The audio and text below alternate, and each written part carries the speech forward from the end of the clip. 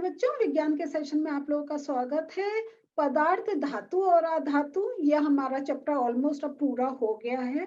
और आज जो हम लोग बात करने जा रहे हैं वो है धातुओं और अधातुओं के उपयोग की।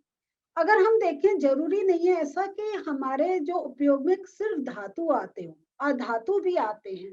और आपको जैसे अभी यह चैप्टर लेंगे तो आपको बड़ा अचंभा होगा, अच्छा ये अधातु है और ये हम ऐसा हमारे एक यूजफुल है। हाँ है, क्योंकि धातु हम अपने बाहर अगर अपने जीवन में देखें तो हम जितनी वस्तुएं यूज कर रहे हैं उसमें किसी ना किसी प्रकार का धातु हमें एक उसके में मिल जाता है। लेकिन अधातु वो एक प्रश्न की बात है, वो कौन से हैं, कहाँ मिलते हैं, कैसे हैं, इन सब के बारे में हम समझेंगे। तो चलिए अपना चैप्टर खोलते हैं पहले। बच्चों, धातुओं और अधातुओं के उपयोग की बात करें तो हम ये, जैसा मैंने अभी आपको कहा था कि अगर हम अपने चारों तरफ देखें तो हमें बहुत सी वस्तुओं में धातु की एक प्रेजेंस मिलती है। अब वो चाहे हमारी मशीनें हो, मोटर हो, गाड़ी हो, वायुयान हो, रेलगाड़ी हो, उपग्रह, कुछ भी आप देखें, घर में आपका कोई सामान है तो हर जगह, आपकी अलमारी है उसमें धातु हो सकती है, आपका जो इवन जो आप बैग लेकर जाते हैं उसमें जो उसका जिस पॉइंट से बंद करते हैं, जो जिप होती है वो धातु की होती है। हम ऐसे देखें तो हमें बहुत एक धातुएं मिल जाती हैं। तो अब आप, ये है जो धातुओं के उपयोगों से भी इस समय हमें परिचित होना है। और यहाँ पे देखें, यहाँ कुछ उन्होंने दे रखा है कि आप अनुमान लगाइए। ये कुछ प्रश्न है कि वो अधातु जो हमारे जीवन के लिए आवश्यक है और हमारे ये श्वसन के समय हम अंदर लेते हैं, क्या है ये? बिल्कुल ठीक सोच रहे हैं, ऑक्सीजन है ना। तो ये सबका मैं आपको ये जितने भी आपके यहाँ पे ये पॉइंट्स दे रखे हैं, इसको मैं स्लाइड से दिखाती हूँ। यही आपके सारे पॉइंट्स दे रखे हैं, उनको मैं दिखाती हूँ कि जो अधातु जो हम श्वसन के समय अंदर लेते हैं वो है ऑक्सीजन। तो जो आप ऑक्सीजन ले रहे हैं वो अधातु है। क्लियर हुआ?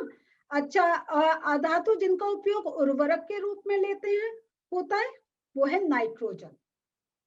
वो कि हमारा कैसे, ये जो फर्टिलाइजर्स होते हैं उसमें क्या होता है, नाइट्रोजन मिली होती है। और नाइट्रोजन का हमने एक सेशन में पूरी नाइट्रोजन साइकिल भी समझी हुई है ना। फिर एक अधातु जिनका उपयोग जल शुद्धिकरण में होता है, क्लोरीन। क्लोरीन की हम टैबलेट्स डालते हैं, है या नहीं है? कभी कहीं कहीं होता है कि जब हम पानी पीते हैं तो हम कहते हैं इसमें बहुत ज्यादा क्लोरीन मिली हुई है। और अगर आपने जल शुद्धिकरण का प्रोसेस पढ़ा होगा, उसमें भी होता है कि एक प्रोसेस में हम क्लोरीन मिलाते हैं, क्योंकि हमें जल तो हमारा विभिन्न सोर्सेस से आ रहा है। तो शुद्धिकरण के डिफरेंट प्रोसेस के बाद क्लोरीन भी होता है कि अंदर का कोई भी जर्म्स और कुछ है वो खत्म हो जाए। तो देखिए, हम नाम ले रहे हैं इन सब चीजों का, और ये सब क्या हो रही है, अधातु में, है ना। अब एंटीबायोटिक जो हम यूज करते हैं वो आयोडीन, जो आपको एक रेड ब्राउन सा, जब आपके एक चोट लगती है वहां पे डॉक्टर के पास जाएंगे, वो एक सॉल्यूशन लगाता है, वो होता है आयोडीन। और ये जो पटाखों में सल्फर और फास्फोरस। तो ये देखिए, ये जितने नाम ले रहे हैं हम, oxygen, nitrogen, chlorine, iodine, sulphur, phosphorus, ये सब है अधातु।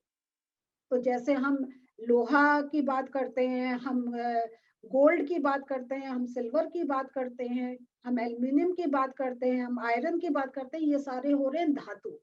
लेकिन अधातुओं का भी हमारे जीवन में बहुत बड़ा उपयोग है। और ये सोचिए, अगर ये अधातु नहीं हो तो कितनी हमारी जो एक प्रोसेस चल रहे हैं वो कितने ज्यादा डिस्टर्ब हो जाएंगे। हमें श्वसन की कितनी बड़ी एक क्रिया चल रही है, लेकिन उस श्वसन में हमारे अंदर जो केमिकल रिएक्शंस हो रहे हैं वो तो अलग चीज है। लेकिन सबसे पहले हम जो अपने अंदर ले रहे हैं वो अधातु ले रहे हैं, ऑक्सीजन।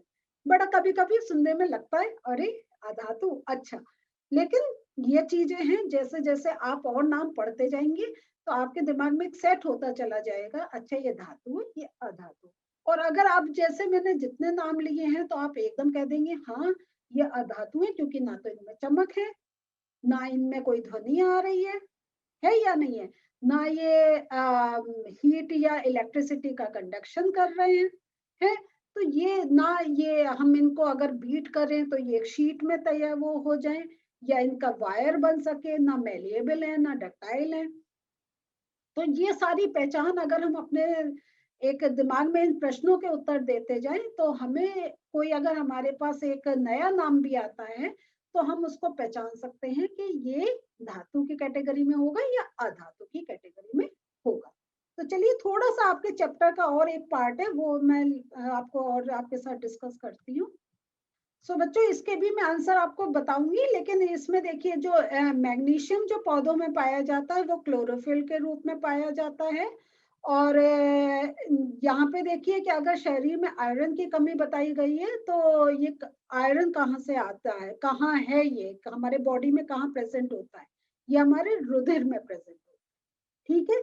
अब यही एक और चीज है, ये थोड़ा सा समझने वाली बात है कि हमने ये सीखा हुआ है कि जो रासायनिक अभिक्रियाएं होती हैं इसमें नए पदार्थ बनते हैं, और ये जो नए पदार्थ बनते हैं ये उन पदार्थों से भिन्न होते हैं जिनके साथ उनकी अभिक्रिया होती है या नहीं है।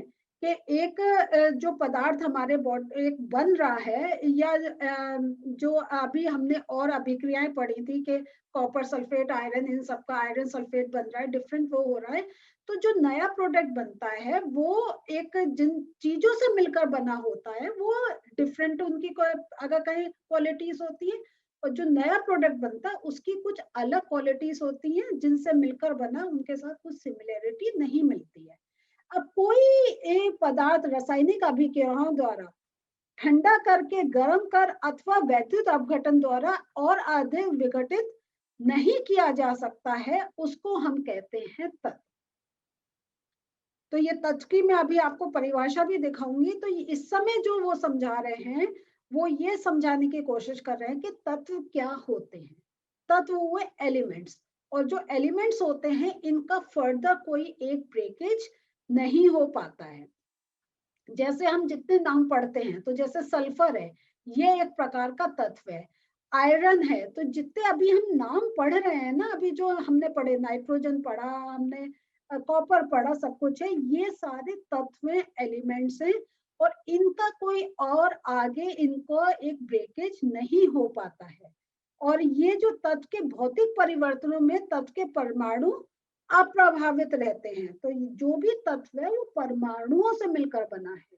तो हमने क्या देखा है कि हमने भौतिक परिवर्तन भी देखे, हमने रासायनिक परिवर्तनों की भी बात करी है।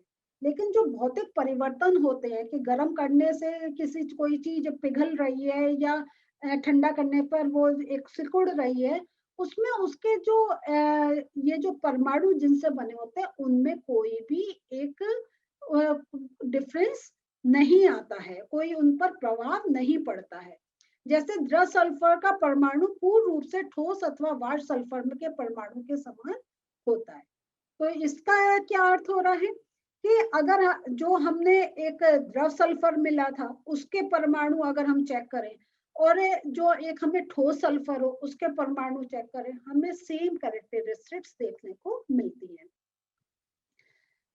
और ये जो हमारा पूरा ब्रह्मांड है इसमें पदार्थों की असंख्य किस्में हैं। अभी जैसे हमने कुछ नाम लिए, लेकिन बहुत ऐसे नाम हैं, और इन्हें बनाने वाले तत्वों की संख्या सीमित है।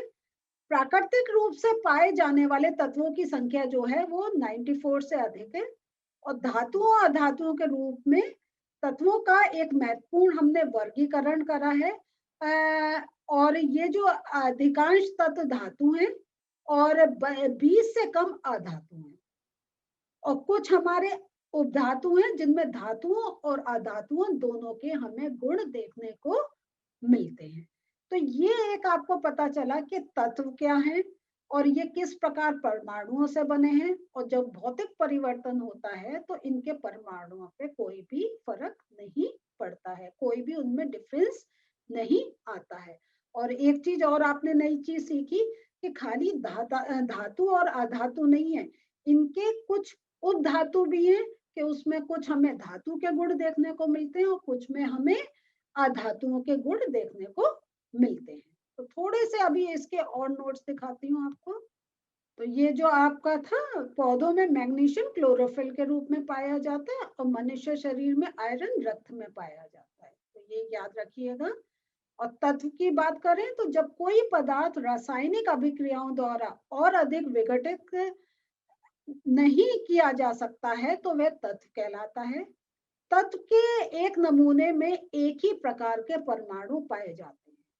तो तत्व में एक परमाणु मिलते हैं, लेकिन जब कोई यौगिक बनता है तो हमें डिफरेंट मिलते हैं, क्योंकि यौगिक दो तत्वों को मिलकर, दो से अधिक तत्वों को मिलकर बनता है। तो जो हमारे जैसे तत्व सल्फर, आयरन, कार्बन, ऐसे हमारे कितने तत्व हमारे देखें ब्रह्मांड में प्रेजेंट है।